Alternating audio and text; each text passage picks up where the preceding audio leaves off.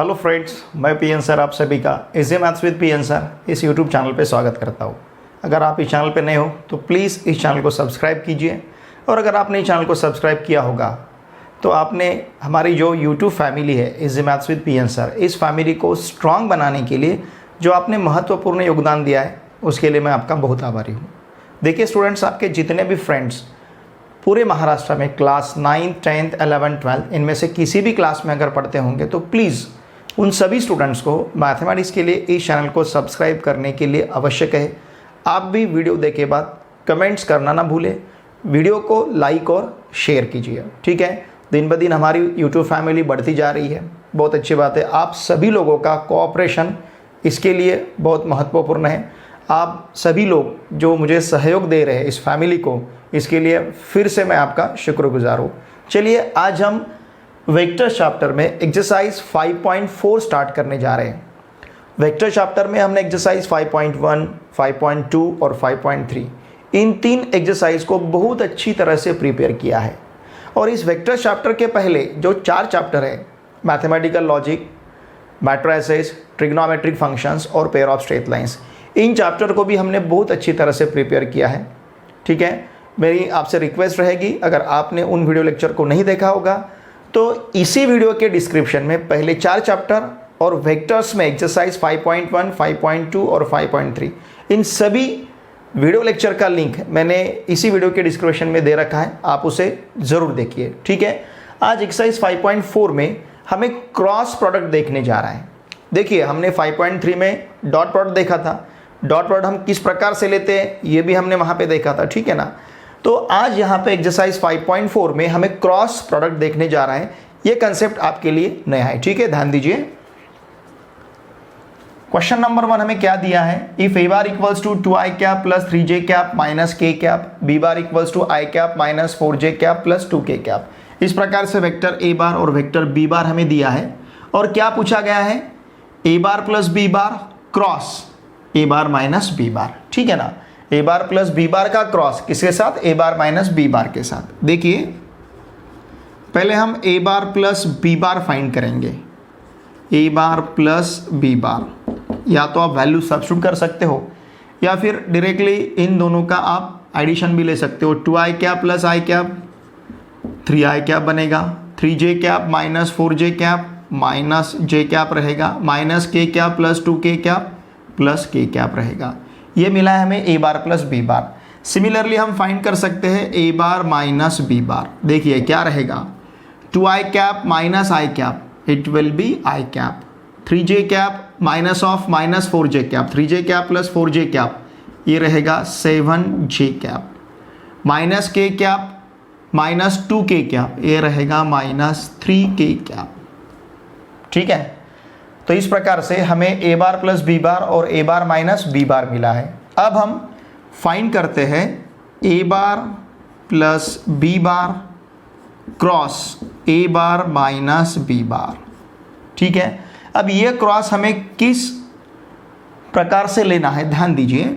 जब भी आपको दो वेक्टर का क्रॉस लेना है, बहुत सिंपल है, हम ऑर्डर 3/3 का मतलब ऑर्डर 3 का डिटर्मिनेंट लेंगे। ठीक है ना, हमें ऑर्डर 3 का डिटर्मिनेंट लेना है। डिटर्मिनेंट में हमारा जो फर्स्ट रो रहेगा ये बेसिक वेक्टर्स रहेंगे, unit vectors i cap, j cap, k cap. ठीक है, जो सेकंड वेक्टर जो सेकंड हमारी रो रहेगी, पहली रो हमने क्या किया, बेसिक वेक्टर्स ली। अब ऑर्डर 3 का डिटर्मिनेंट मतलब 3 रोज रहेंगे, 3 कॉलम्स रहेंगे। फर्स्ट रो हमने बेसिक वेक्टर्स लिखे i cap, j cap, k cap. अब हमें लिखना है सेकंड रो। देखिए सेकंड रो हमेशा पहले वेक्टर का, हमारा पहला वेक्टर क्या है, a bar plus b bar, this is the first vector. एक वेक्टर है और एक वेक्टर है, ये पहला वेक्टर, ये दूसरा वेक्टर। तो इस पहले वेक्टर का सेकंड रो में हमें कंपोनेंट्स लिखने हैं, पहले वेक्टर्स के components. Components means i cap, j cap, k cap के कोएफिशिएंट्स। देखिए ए बार प्लस बी बार में i कैप का कोएफिशिएंट 3 है, j कैप का कोएफिशिएंट -1 है, k कैप का कोएफिशिएंट 1 है। समझ गया ना, बहुत ही सिंपल है। अब ए बार माइनस बी बार, तो अब ए बार, अब यहाँ पे जो देखिए हमने क्या किया, सेकंड रो में फर्स्ट वेक्टर के कंपोनेंट्स लिखे, अब थर्ड रो में सेकंड वेक्टर्स के कंपोनेंट्स, मतलब ए बार माइनस बी बार के कंपोनेंट्स लिखने, मतलब आई cap j cap k cap के कोएफिशिएंट्स क्या मिलेंगे, 1 7 -3। ठीक है ना। अब इसे हमें एक्सपांड करने का मेथड तो पता है, क्या करेंगे हम, इन दोनों के प्रोडक्ट से जब इसको लेते हैं हम इस एलिमेंट को, तो उसके रो से और उसके कॉलम से एलिमेंट हम छोड़ देते हैं, स्किप करते हैं। ये देखा है हमने मैट्रिसेस चैप्टर में भी डिटरमिनेंट देखा और 11 चैप्टर भी में हमने डिटरमिनेंट देखा है। ठीक है ना। तो अब देखिए इन दोनों का प्रोडक्ट माइनस इन दोनों का प्रोडक्ट, इन दोनों का प्रोडक्ट 3 मिलेगा, इन दोनों का प्रोडक्ट 7 मिलेगा, दोनों का सब्सट्रैक्शन साथ में लेते हैं आई कैप, माइनस इन दोनों का प्रोडक्ट -9, इन दोनों का प्रोडक्ट -1 साथ में जे कैप, प्लस इन दोनों का प्रोडक्ट कितना रहेगा 21, इन दोनों का प्रोडक्ट -1 माइनस माइनस प्लस, क्योंकि उसे माइनस करना है, +1 और साथ में रहेगा के कैप। तो इस प्रकार से हमारे पास 3 - 7 मतलब -4 आई कैप, -9 -1 -10 होगा, माइनस माइनस +10 जे कैप और +22 के कैप। तो इस प्रकार से हमें a bar plus b bar cross a bar minus b bar मिला है। ठीक है, देखिए a bar plus b bar cross a bar minus b bar, मतलब दो वेक्टर का जब हमने क्रॉस लिया तो हमें यहाँ पे वेक्टर ही मिला है, इसलिए दो वेक्टर के या फिर वेक्टर के क्रॉस प्रोडक्ट को हम वेक्टर प्रोडक्ट कहेंगे। वाई? क्योंकि कभी भी हम जब वेक्टर का क्रॉस प्रोडक्ट लेते हैं तो आंसर हमें वेक्टर मिलता है। डॉट में वैसा नहीं है, वेक्टर का जब हम डॉट लेते हैं तो वहां पे आंसर हमें स्केलर मिलता है, इसलिए हम डॉट प्रोडक्ट को स्केलर प्रोडक्ट कहते हैं। लेकिन जब भी हम वेक्टर का क्रॉस प्रोडक्ट लेते हैं तो वेक्टर का क्रॉस प्रोडक्ट हमेशा हमें वेक्टर ही मिलेगा, इसलिए क्रॉस प्रोडक्ट को हम वेक्टर प्रोडक्ट कहते हैं। ठीक है ना। डॉट प्रोडक्ट को हम स्केलर प्रोडक्ट कहेंगे। Why? Because dot product of vectors result in scalar. जब भी आप वेक्टर का डॉट प्रोडक्ट लेते हो तो आंसर आपको स्केलर मिलेगा, इसलिए डॉट प्रोडक्ट को हम स्केलर प्रोडक्ट कहेंगे। लेकिन जब भी हम वेक्टर का क्रॉस प्रोडक्ट लेते हैं तो उसका आंसर हमें वेक्टर मिलेगा, इसलिए वेक्टर के क्रॉस प्रोडक्ट को हम क्या कहेंगे, वेक्टर प्रोडक्ट। ठीक है। एक्सरसाइज 5.4 का क्वेश्चन नंबर 2 देखिए, find a unit vector perpendicular to the vectors j cap plus 2k cap and i cap plus j cap. ठीक है, हमें यहाँ पे दो वेक्टर्स दिए गए हैं, हम कंसिडर करते हैं suppose a bar equals to first vector, ये रहेगा हमारे पास j cap plus 2k cap. ठीक है ना, यहाँ पे आई कैप नहीं है, एब्सेंट है, और फिर बी बार इक्वल्स टू क्या है, आई कैप प्लस जे कैप, यहाँ पे के कैप एब्सेंट है। अब देखिए इन दो वेक्टर्स को परपेंडिकुलर यूनिट वेक्टर हमें फाइंड करना है। इन दो वेक्टर्स को देखिए, जो क्रॉस है हमारे पास वेक्टर ए बार है, वेक्टर बी बार है। जब भी हम दो वेक्टर का क्रॉस लेते हैं तो इसका क्रॉस हमें इस तरह से मिलता है, mod of a bar mod of b bar sine theta into n cap. ये क्रॉस का डेफिनेशन है, पता है आपको। A bar cross b bar equals to mod of a bar mod of b bar sine theta n cap. ठीक है, ये तो हमारी स्केलर क्वांटिटी हो गई, इतनी जो क्वांटिटी है ये स्केलर है। ठीक है ना। What is mod of a bar? It is the mod of vector a bar, length of vector a bar. Mod of b bar, it is the length of vector b bar. Sine theta, इन दो vector के बीच में जो angle theta है उसका हम sign लेते हैं, ये रहा sine theta. Theta is the angle between a bar and b bar. But what is n cap? N cap एक ऐसा यूनिट वेक्टर रहेगा, ध्यान दीजिए, n cap is such a unit vector, इस प्रकार का यूनिट वेक्टर रहेगा जो ए बार और बी बार जिस प्लेन में प्रेजेंट है उस प्लेन को परपेंडिकुलर रहेगा। मतलब क्या? सपोज यहां पे ए बार है कहीं तो भी और यहां पे बी बार है और ये प्लेन है, इस व्हाइट बोर्ड को हम प्लेन कहेंगे। अब इस प्लेन में ये दो वेक्टर्स प्रेजेंट है, ए बार और बी बार, तो n कैप क्या रहेगा, n कैप एक ऐसा यूनिट वेक्टर रहेगा जो unit vector a bar b bar जिस प्लेन में प्रेजेंट है उस प्लेन को परपेंडिकुलर रहेगा। तो ये डायरेक्शन में इस प्रकार से रहेगा हमारा n कैप। ये जो मार्कर आपको दिख रहा है, ये मार्कर मतलब क्या रहेगा, n कैप यहां रह सकता है, यहां रह सकता है, मतलब इस प्लेन को कहीं पे भी परपेंडिकुलर रहेगा वो। आप यहां ले सकते हो, आप यहां ले सकते हो, आप यहां ले सकते हो, लेकिन ए बार बी बार इस व्हाइट बोर्ड पे प्रेजेंट है तो इस व्हाइट बोर्ड को ये परपेंडिकुलर रहेगा। ये इस डायरेक्शन में रह सकता है या फिर इसके पीछे की डायरेक्शन में रह सकता है, ऐसा उधर से रह सकता है, पीछे से रह सकता है या फिर आगे से रह सकता है, मतलब इस डायरेक्शन में रहेगा या फिर उस डायरेक्शन में रहेगा।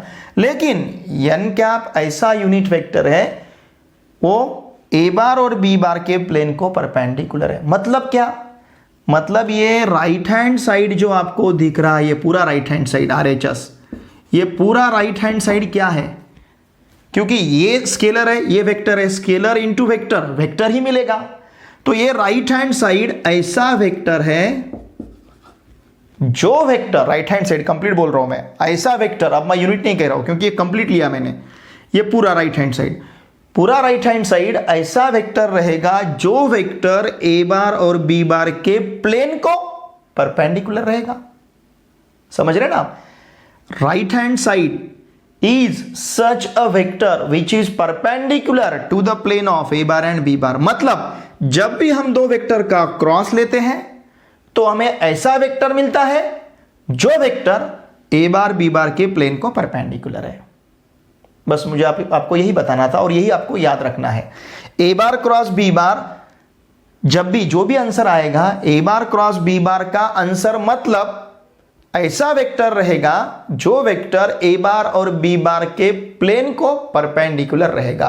और n कैप ऐसा यूनिट वेक्टर रहेगा जो ए बार और बी बार के प्लेन को परपेंडिकुलर रहेगा। मतलब दो वेक्टर का क्रॉस हमें वेक्टर मिलता है, लेकिन किस प्रकार का वेक्टर मिलता है, जो वेक्टर ए बार बी बार जिसमें प्रेजेंट है उसको परपेंडिकुलर रहता है। ठीक है ना, समझ रहे ना आप? जैसे ए बार क्रॉस बी बार हमें ऐसा आंसर मिलेगा कि जो वेक्टर ए बार और बी बार जिस प्लेन में परपेंडिकुलर है उस प्लेन, जिस प्लेन में प्रेजेंट है उस प्लेन को परपेंडिकुलर रहेगा। ठीक है, तो हमें क्या पूछा गया है, हमें इन दो वेक्टर को परपेंडिकुलर यूनिट वेक्टर पूछा गया है। हम क्या करेंगे, दोनों का क्रॉस फाइंड करेंगे। दोनों का क्रॉस मतलब हमें ऐसा वेक्टर मिलेगा जो वेक्टर ए बार बी बार को परपेंडिकुलर है, लेकिन हमें वेक्टर मिलेगा, हमें क्या फाइंड करना है, यूनिट। तो उसी वेक्टर के हेल्प से, उसी वेक्टर को लेके हम यूनिट वेक्टर फाइंड करेंगे। मतलब बेसिकली हमें ए बार और बी बार का क्रॉस फाइंड करना पड़ेगा। क्यों, मैंने बताया अभी आपको। ठीक है, तो चलिए देखते हैं हम ए बार क्रॉस बी बार हमें क्या मिलेगा, किस प्रकार से लेते हैं हम ए बार क्रॉस बी बार। जब भी आपको दो वेक्टर का क्रॉस लेना है तो आपको डिटर्मिनेंट लेना है। ठीक है ना। अब देखिए a bar cross b bar, a bar cross b bar equals to लेना है हमें डिटर्मिनेंट। डिटर्मिनेंट में फर्स्ट रो क्या रहेगा, i cap j cap k cap.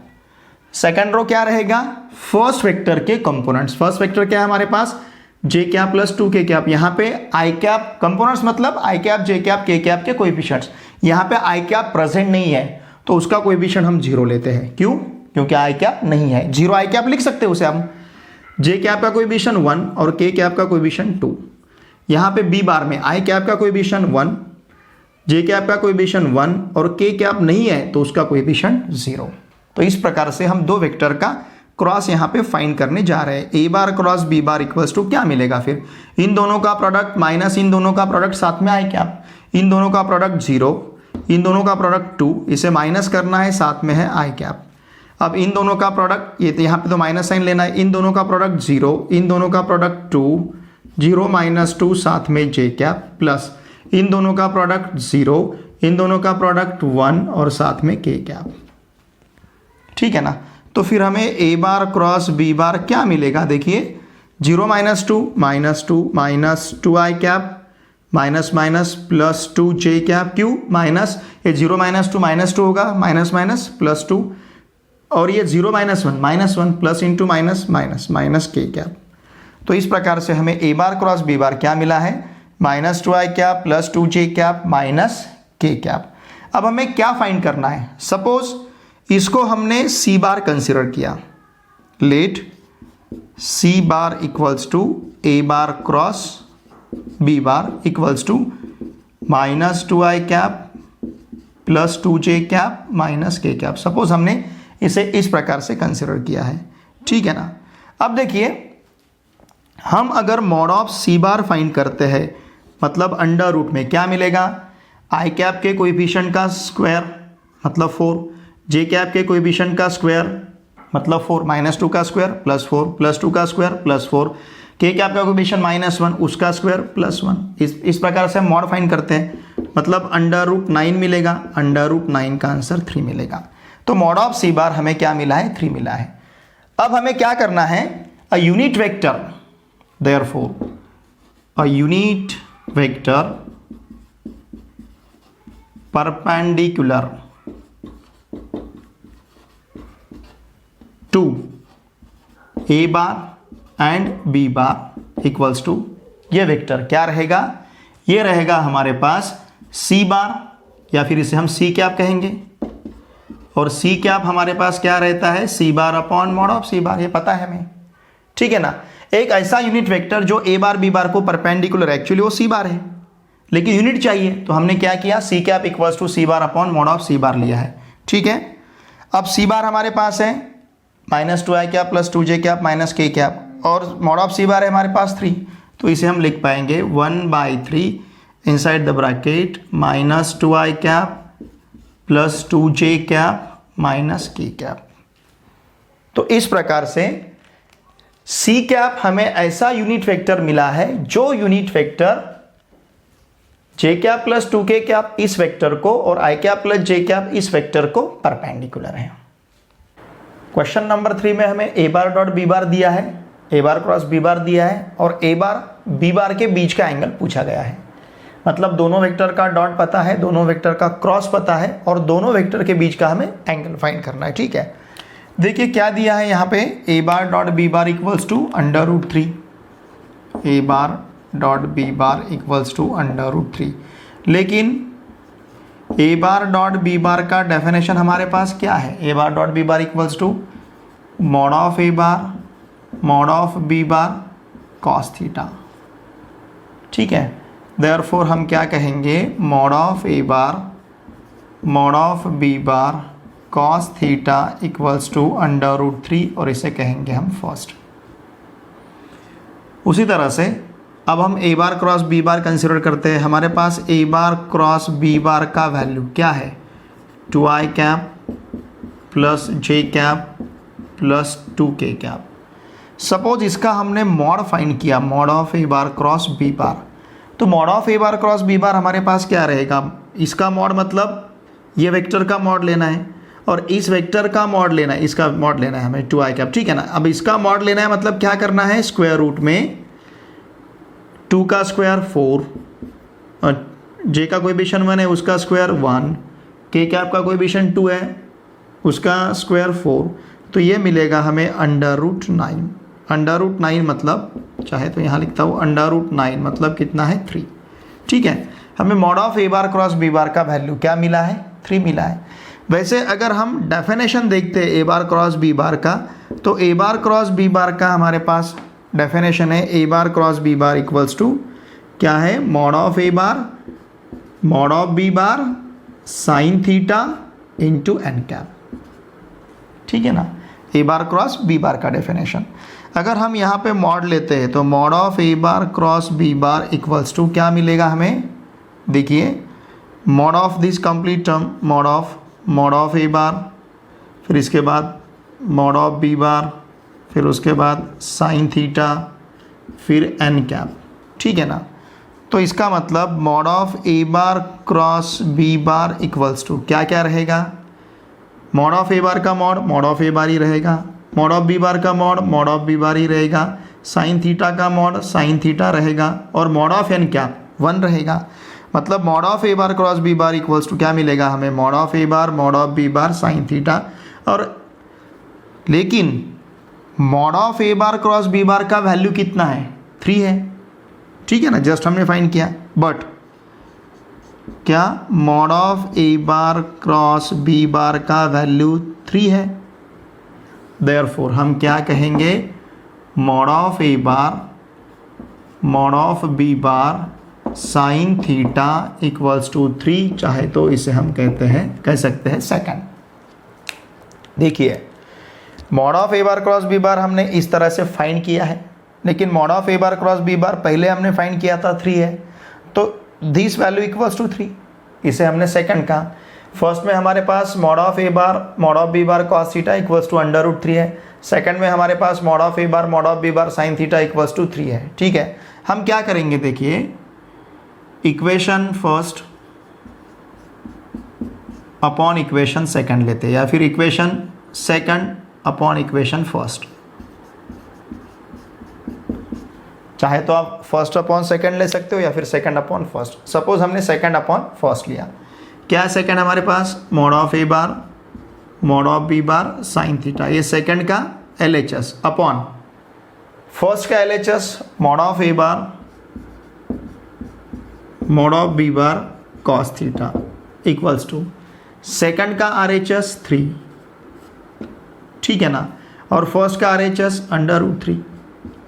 अब ये मॉड ए बार इस मॉड ए बार के साथ कैंसिल होगा, मॉड बी बार के साथ कैंसिल होगा, sine theta upon cos theta मतलब ये टैन थीटा बनेगा इक्वल्स टू, यहाँ जो 3 है उसको लिख सकते हैं हम √3 इंटू √3 अपॉन √3, चलेगा। मतलब ये √3 इस √3 के साथ कैंसिल, तो हमें टैन थीटा इक्वल्स टू कितना मिला है, √3, टैन थीटा इक्वल्स टू √3। लेकिन किसका टैन √3 है, but tan of π/3 equals to कितना है, √3। पता है ना आपको, टैन ऑफ π/3 का वैल्यू कितना है, √3। ठीक है, देयरफॉर हम क्या कह सकते हैं, therefore tan theta equals to tan of π/3, tan theta equals to tan of π/3 रहेगा। इसका मतलब देयरफॉर थीटा इक्वल्स टू π/3, ठीक है ना, थीटा क्या मिलेगा हमें, π/3। हमें क्या पूछा गया था, angle between a bar and b bar, therefore the angle between a bar and b bar is, आप रेडियन में π/3 लिख सकते हो या फिर डिग्री में 60 डिग्री लिख सकते हैं, ठीक है ना, हमने रेडियन में लिखा है, कितना मिला हमें, π/3। नंबर 4 में देखिए हमें वेक्टर ए बार दिया है, वेक्टर बी बार दिया है, और हमें ऐसे वेक्टर पूछे गए हैं कि जिसका मैग्नीट्यूड 5 है और perpendicular to both a bar and b bar है।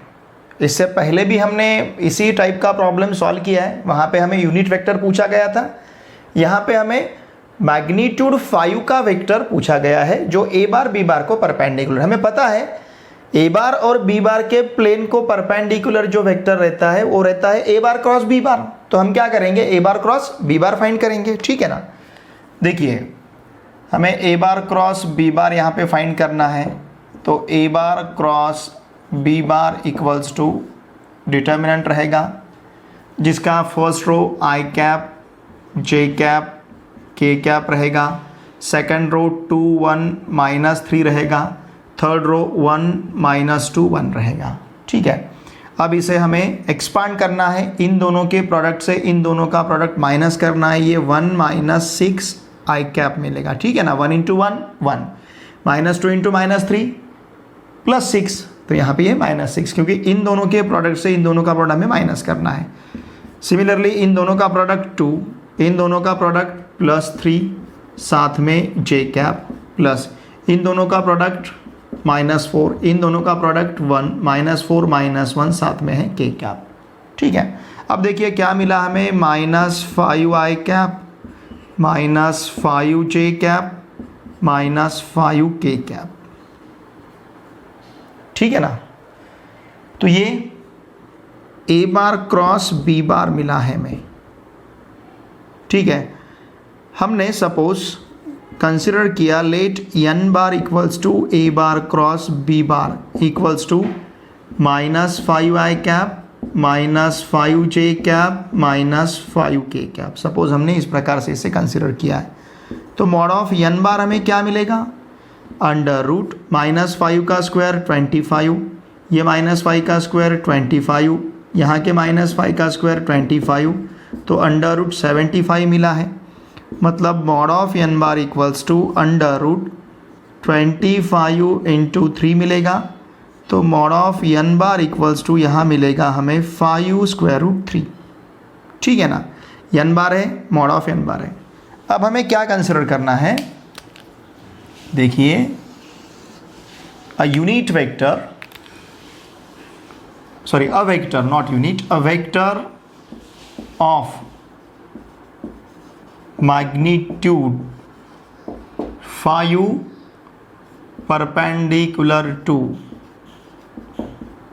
perpendicular to both a bar and b बार, इन दोनों को जो परपेंडिकुलर है, ये रहेगा हमारे पास 5n कैप, है ना। n के डायरेक्शन में जो यूनिट वेक्टर है उसको अगर हम 5 से मल्टीप्लाई करते हैं तो ये रिक्वायर्ड वेक्टर मिलेगा हमें। तो ये n कैप क्या रहेगा, n कैप रहेगा हमारे पास n bar upon mod of n bar. What is mod of n bar, 5 under root 3।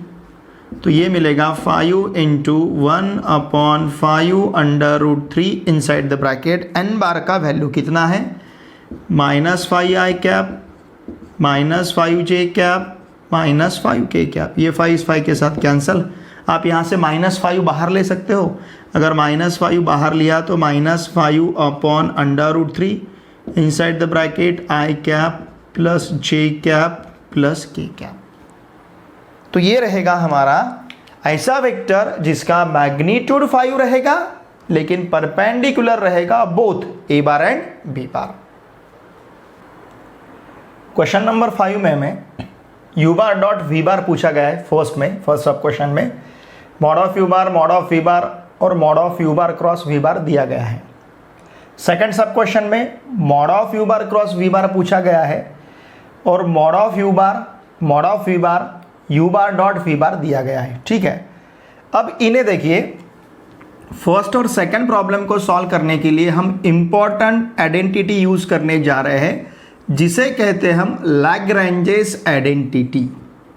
ठीक है, क्या आइडेंटिटी है, mod of u bar cross v bar square equals to mod of u bar square, mod of v bar square minus u bar dot v bar square. क्या है ये Lagrange's identity, ये identity u bar cross v bar और u bar dot v bar में relation बताती है। बहुत ही इंपॉर्टेंट और बहुत ही फेमस आइडेंटिटी है Lagrange's identity. This identity relate cross product and dot product of the vectors. ठीक है, देखिए फर्स्ट सब क्वेश्चन। अब यहां पे हमें मॉड ऑफ u बार दिया है, मॉड ऑफ v बार दिया है, mod of u bar cross v बार दिया है। तो हम यहां पे लैग्रेंजेस आइडेंटिटी यूज करते हैं, यूजिंग लैग्रेंजेस आइडेंटिटी। ठीक है, क्या है हमारे पास, ये mod of u bar cross v bar square, इसका मॉड है equals to mod of u bar square, mod of v bar square minus u bar dot v bar square. अब यहाँ पे हम वैल्यू सब्स्टिट्यूट करते हैं। Mod of u bar cross v bar का value 8 है, 8 square. Mod of u bar का value है 2, 2 square. Mod of v bar का वैल्यू 5 है, 5 स्क्वायर माइनस हमें u bar dot v bar find ही करना है, तो u bar dot v bar square यहाँ पे हम एज इट इज रखेंगे क्योंकि उसकी वैल्यू पता नहीं, उसे हमें फाइंड करना है। 8 स्क्वायर 64 रहेगा, 2 स्क्वायर 4 रहेगा, 5 स्क्वायर 25 रहेगा minus u bar dot v bar square. अब इस minus u bar dot v bar square को अगर हम इधर ट्रांसफ़र करते हैं u bar dot v bar square, तो ये माइनस यहाँ पे प्लस हो जाएगा। ये 4 इंटू 25 हमारे पास 100 रहेंगे minus 64, 100 minus 64 it will be 36। ठीक है, देखिए u bar dot v bar square अगर 36 है तो इसका मतलब u bar dot v bar equals to कितना रहेगा, सिंपली 6। ठीक है ना, इसी तरह से अब सेकंड सब क्वेश्चन में भी हम लैग्रेंजेस आइडेंटिटी यूज करते हैं, यूजिंग लैग्रेंजेस आइडेंटिटी। ठीक है, क्या है हमारे पास ये identity, u bar cross v bar square, उसका mod square equals to mod of u bar square mod of v bar square minus u bar dot v bar square. ठीक है, mod of u bar cross v bar find करना है। Mod of u bar का value हमें दिया गया है 10 square, mod of v bar का वैल्यू दिया गया है 2 square, u bar dot v bar का वैल्यू हमारे पास है 12 स्क्वायर। ठीक है, 10 स्क्वायर रहेगा 100, 2 स्क्वायर 4 माइनस 12 स्क्वायर 144। ठीक है, 100 इंटू 4 ये हो जाएगा 400 माइनस 144। ठीक है ना, ये मिलेगा हमें 256। 400 माइनस 144 256, मतलब mod of u bar cross v bar square equals to मिला है हमें 256। अगर mod of u bar cross v bar square 256 है तो इसका मतलब mod of u bar cross v bar equals to कितना रहेगा, 16। ठीक है ना, हमें फर्स्ट सब क्वेश्चन में u बार डॉट v बार पूछा गया था, mod of u bar cross v बार दिया गया था, मॉड ऑफ u बार दिया गया था, मॉड ऑफ v बार दिया गया था। सेकंड सब क्वेश्चन में मॉड ऑफ u बार दिया गया था, मॉड ऑफ v बार दिया गया था, u बार डॉट v बार दिया गया था, और क्या पूछा था, mod of u bar cross v बार। दोनों भी सब क्वेश्चन को सॉल्व करने के लिए हमने क्या यूज किया है, लैग्रेंजेस आइडेंटिटी। देखिए हमें क्या प्रूव करना है इस प्रॉब्लम में, 2a bar minus b bar cross 2a bar plus b bar equals to 8a bar cross b bar. ठीक है, चलो अब हम LHS कंसिडर करते हैं। क्या है हमारे पास है, 2a bar minus b bar cross 2a bar plus b bar. ठीक है, अब देखिए क्रॉस तो वेक्टर के बीच में ही होगा, ये 2 और यहाँ का 2 स्केलर है, तो इस स्केलर को हम साइड में लेते हैं, 2 इंटू 2 क्या मिलेगा हमें 4। अब हमें क्या करना है, a bar minus b bar का क्रॉस किसके साथ लेना है, a बार प्लस b बार के साथ। ठीक है ना, अब यहाँ पे 4 इनसाइड द ब्रैकेट, इस a बार का cross a bar plus b बार के साथ लेना है, फिर माइनस b बार का cross a bar plus b बार के साथ लेना है। ठीक है, तो ये मिलेगा हमें 4, यहाँ पे रहेगा a bar cross a bar plus a bar cross b bar, minus यहाँ रहेगा b bar cross a bar minus b bar cross b bar. ठीक है, a बार का क्रॉस a बार के साथ प्लस a बार का क्रॉस b बार के साथ माइनस b बार का क्रॉस a बार के साथ minus into plus minus b bar का क्रॉस b बार के साथ। देखिए क्रॉस तो हमें पता है, जैसे डेफिनेशन क्या है क्रॉस का, a bar cross b bar का डेफिनेशन है mod of a bar mod of b bar sine theta into n cap, ये पता है डेफिनेशन। सपोज हमने a bar cross a bar लिया तो मॉड ऑफ a बार, यहाँ पे मॉड ऑफ a बार रहेगा, साइन थीटा मतलब दो वेक्टर के बीच का जो एंगल है उसका साइन लेना है। अब ये दो वेक्टर के बीच में एंगल क्या रहेगा, 0, तो ये साइन थीटा की जगह क्या होगा, साइन 0 होगा। समझ रहे ना आप, और ये साइन 0 का वैल्यू कितना आएगा, 0 आएगा, मतलब ये कंप्लीट टर्म क्या होगा, 0 होगा। इसका मतलब किसी भी वेक्टर का अगर उसके साथ हम क्रॉस लेते हैं, ठीक है ना, तो उसका आंसर हमें क्या मिलेगा, 0 मिलेगा। तो इस प्रकार से देखिए यहाँ पे a बार क्रॉस a बार का जो आंसर है ये हमें 0 मतलब 0 बार मिलेगा। वेक्टर रहता है ना, दो वेक्टर का क्रॉस वेक्टर रहेगा, तो a बार क्रॉस a बार का आंसर 0 बार मिलेगा। उसी तरह से ये a bar cross b bar as it is. देखिए क्रॉस में जब हम इसे इंटरचेंज करेंगे तो यहाँ पे माइनस की जगह क्या मिलेगा, प्लस, और b बार क्रॉस a बार को हम लिख पाएंगे a bar cross b bar.